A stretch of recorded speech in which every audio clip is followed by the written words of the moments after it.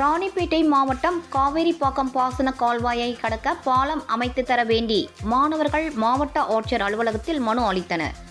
சித்தஞ்சி கிராமத்தை சேர்ந்த மாணவர்கள் பாசன கால்வாய் கடந்து பள்ளிக்கு செல்ல வேண்டும், மேலும் பொதுமக்களும் அன்றாட தேவைகளுக்காகவும் மருத்துவ தேவைகளுக்காகவும் அந்த கால்வாயை கடந்து செல்ல வேண்டும். அவ்வாறு சென்று வரும் நிலையில் மழைக்காலங்களில் கால்வாயில் அதிக அளவு தண்ணீர் செல்லும் போது 5 கிலோமீட்டர் சுற்றி செல்ல வேண்டும்.